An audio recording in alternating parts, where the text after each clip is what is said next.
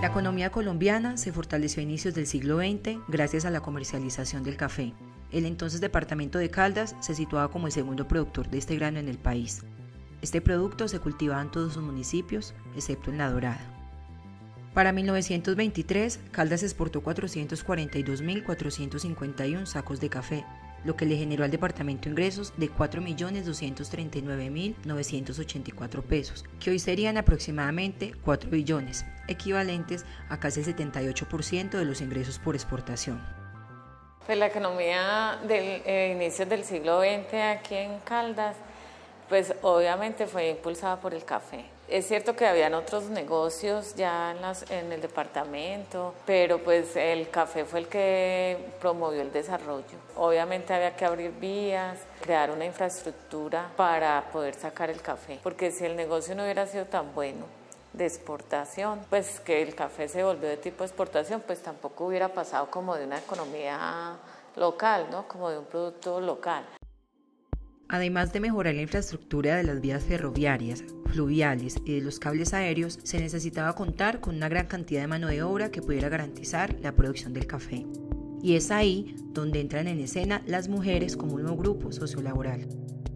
Porque sobre todo aquí en Caldas la economía era familiar en esta región. Entonces la economía se basó en la pequeña propiedad, que es lo que conocemos como las fincas. Entonces desde el inicio pues la mujer estaba integrada a la economía cafetera, porque como dice Renzo Ramírez, pues en sus ratos libres ayudaba también a la recolección de café. Aparte de eso, pues el hombre muy dedicado al café, también ellas ayudaban pues en las otras labores, ¿no? De criar animales domésticos, de estar pendiente de los otros cultivos, porque también sabemos que al lado del café pues crecían cultivos de frijol, pues para la subsistencia de la mujer en el área rural. Más que todo se desempeñó de cocinera y de recolectora. Y ya cuando la industrialización y que también pues los centros urbanos, Manizales, Pereira, Armenia, empezaron pues a surgir, pues ya es donde aparecen las trilladoras, lo que le decía ahora. Entonces esas trilladoras pues requieren mano de obra, aunque no hay pues un estudio científico o algo así, pero se dice que para escoger el café pues la mano de la mujer pues es más suave, como lo trata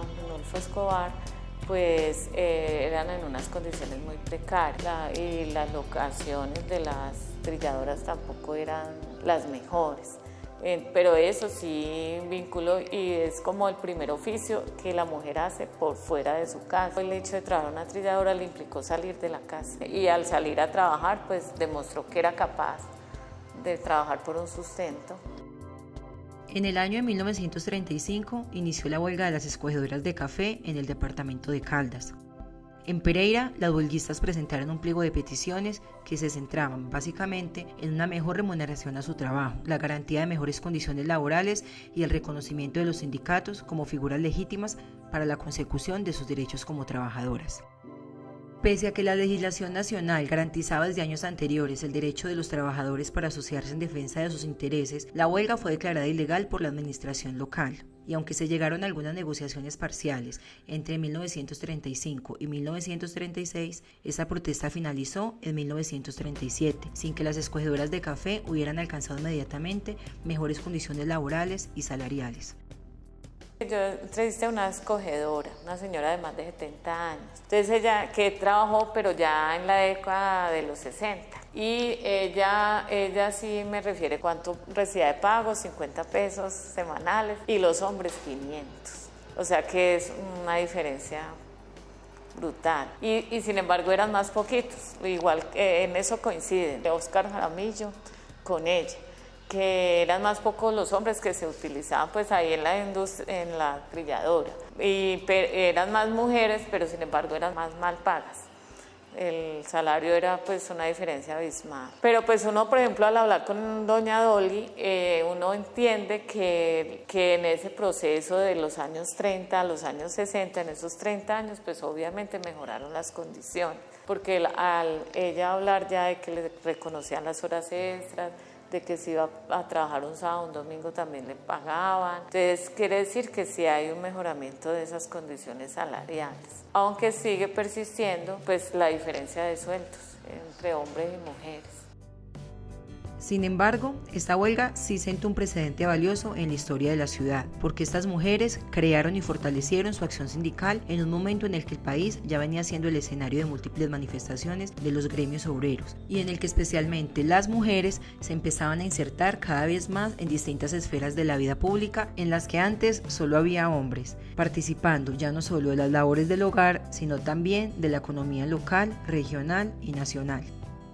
Yo quisiera, por ejemplo, hacer referencia en primer lugar al himno de Pereira, que en sus primeras estrofas hace un canto a sus prohombres y a los titanes pues, que vinieron y fundaron y construyeron esta ciudad, pero solo en el último párrafo se deja un lugar para la mujer, donde se le mira más como por su colorido, como una flor más que recrea el paisaje pues, como de la ciudad, pero no se toma muy en cuenta su activa participación en la vida pública, en la construcción de la ciudad. En el caso que nos compete en la huelga de las escogedoras, es muy importante ver cómo la mujer ya desde los años 30 participaba en una cantidad de comités y espacios como de unas sociabilidades modernas, tanto las mujeres de la élite como las obreras. Las mujeres de la élite, por ejemplo, en el cuadro de honor de la Sociedad de Mejoras Públicas, pero estas otras mujeres, digamos, como que que se empleaban en las industrias, en las trilladoras de café, y también asumieron todos sus derechos sindicales cuando se declararon en huelga en el año 1936, no solo en Pereira, sino en muchos municipios de lo que hoy también es el departamento del Quindío, pero desde allí también se empiezan a ver una serie de resistencias,